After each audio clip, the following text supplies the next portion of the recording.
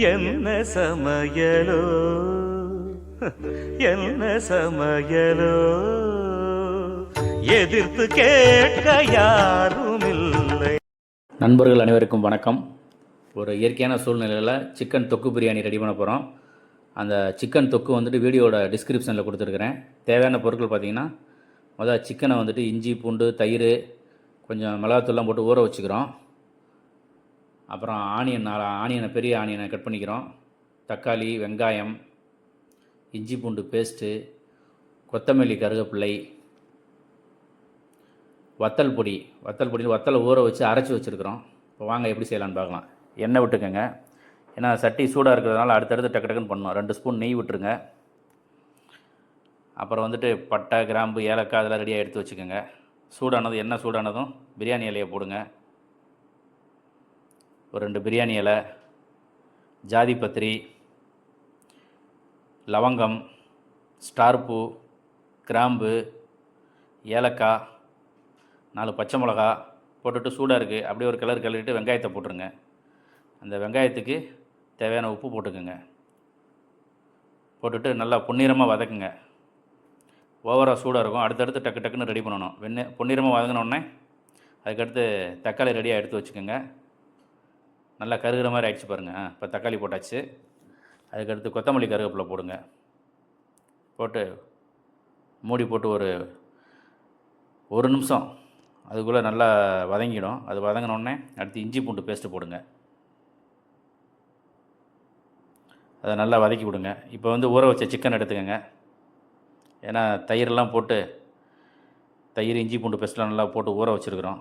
இப்போ சிக்கனை போட்டது நல்லா கிளறி விடுங்க. சிக்கனுக்கு தேவையான உப்பு சேர்த்துக்கோங்க. சேர்த்துட்டு லைட்டாக தண்ணி விடும், கொஞ்சம் தயிர் சேர்த்துக்கோங்க. இப்போ வத்தப்பொடி சேர்த்துக்கிறோம். ஏன்னா பிரியாணி மசாலா ஆப்ஷன் தான், வத்தப்பொடியே போதும். தேவைப்படுறவங்க பிரியாணி மசாலாவும் கொஞ்சம் கரம் மசாலா 1 ஸ்பூனு சேர்த்துக்குங்க. சேர்த்துட்டு நல்லா கிளறிட்டு கொஞ்சம் சிக்கன் தண்ணி விட்டதும் அந்த எண்ணெயிலே கொஞ்சம் வேகட்டும். அதுக்கப்புறம் தயிர் லைட்டாக சேர்த்துக்கிறோம். ஏற்கனவே ஊற வச்சுருக்குறோம். இருந்தாலும் கொஞ்சம் பிரியாணிக்கு தயிர் கொஞ்சம் நல்லாயிருக்கும் அதிகமாக சேர்க்கும்போது. இப்போ நல்லா ஒரு கிளறிட்டு சிக்கன் மூழ்கிற அளவுக்கு கொஞ்சம் தண்ணி ஊற்றிக்கோங்க. தேவையான அளவு உப்பு சேர்த்துக்கோங்க. தண்ணி ஊற்றி நல்லா வேக விடுங்க. நல்லா வெந்து நல்லா கொதித்து வந்ததும் மூடி போட்டுருங்க. மூடி போட்டு ஒரு 1/4 மணி நேரம் நல்லா வேக விடுங்க. ஏன்னா குறைய தண்ணி ஊற்றிக்கிட்டே இருக்கணும் சிக்கனுக்கு. இப்போ என்ன பண்ணோம், பிரியாணிக்கு அளவு தண்ணி இது ஜீரக சம்பா ரைஸ் எடுத்துருக்கிறேன். 1 டம்ளர் ரைஸுக்கு 2 டம்ளர் தண்ணி, மொத்தம் 4 டம்ளர் ரைஸு 8 டம்ளர் தண்ணி ஊற்றிருக்கிறேன். இதை நல்லா கொதிக்க விடணும். நல்லா கொதித்ததும் உப்பு காரம் எல்லாம் பார்த்துட்டு அரிசி போடணும். அரிசி போட்டுட்டு உப்பு காரம்லாம் பார்க்கணும். பார்த்துட்டு தேவைப்பட்டால் சேர்த்துக்கணும். 7.5 டம்ளர் ஊற்றிருக்கேன். ஒரு 1/2 டம்ளர், ஏன்னா அந்த ரைஸில் இருக்கும் கொஞ்சம் தண்ணி கடைசியில், அதனால் அது ஒரு 1/2 டம்ளர், மொத்தம் 8 டம்ளர் தண்ணி. கொஞ்சம் முன்ன இருந்தாலும் தம்மில் சரியாயிடும், ஒன்றும் பிரச்சனை இல்லை. தேவையான உப்பு சேர்த்துக்கோங்க. எலுமிச்சம்பழத்தை பிழிஞ்சு விட்டுக்கோங்க. நல்ல ஒரு கொல பதம் வரும்போது தம் போட ஆரம்பிச்சிடணும். கிண்டிக்கிட்டே இருக்கணும், இல்லைன்னா அடி பிடிச்சிடும். நெய் 1 ஸ்பூன் சேர்த்துக்கோங்க. நல்லா கிண்டுங்க. பார்த்திங்கன்னா ஒரு கொல பதம் வந்துருச்சு. இப்போ தம் போடலாம் வாங்க. ஒரு வாழை இலையை கட் பண்ணி மேலே போட்டுட்டு நல்லா கிளறி விட்டுட்டு வாழை இலையை கட் பண்ணி மேலே போட்டுட்டு அடியில் இருக்க நெருப்பெல்லாம் எடுத்துருங்க. ஃபுல்லாக எடுக்காமல் ஒரு 75% நெருப்பு எடுத்து மேலே போட்டுருங்க.